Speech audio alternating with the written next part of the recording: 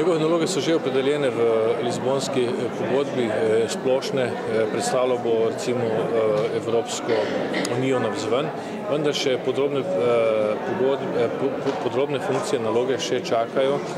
Tukaj se bo moral bodoči predsednik Evropske unije zelo dobro razmejiti svoje obveznosti, odgovornosti s predsednikom Evropske komisije, Barrosom.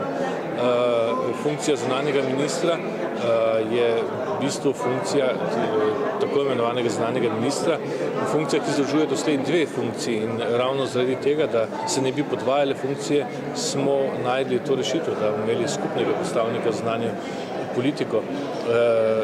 Prav zaradi tega je tem bolj pomembno, da se ne bi podvajale funkcije zdaj na najvišji ravni, da ne bi kolega Barroso hodil po nogah bodočemu predsedniku Evropske unije in bodoči evropski predsednik ne bi hodil po nogah predsedniku Evropske komisije. To bo naloga evropske politike, ki bo morala razrešiti v naslednjih tednih. V javnosti kroži že kar nekaj imen novega bodočega predsednika, med njimi tudi gospod Blair, ki naj bi ga podpiral tudi predsednik slovenske vlade. Se vam zdi on dobra izbira? Jaz sem že več omenil, da gospod Blair nima ustreznega političnega zaledja, politične moči, da bi lahko prišel do te funkcije. Istočasno mislim, da tudi ne prihaja iz države, ki bi bila izrazito preevropska, ampak je prej evroskeptična. In tako da po mojem ne izpolnjuje vrsto kriterijev za tako pomembno funkcijo.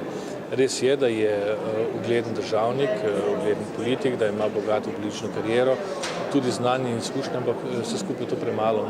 Potrebuje tudi ustrezno politično zaledje in gospod Blair ga ta hip nima.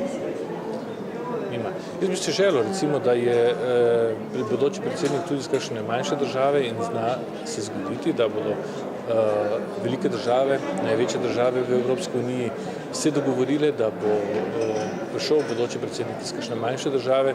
Ne morem zagotoviti ali pa zagotovo reči, da je iz novih članic Evropske unije, ampak vendarle bi to bilo kar dobro. Tudi male države v Evropi premorijo vrsto močnih politikov evropskega formata in samo take politike bi lahko recimo nosili ali pa imeli to pomembno funkcijo.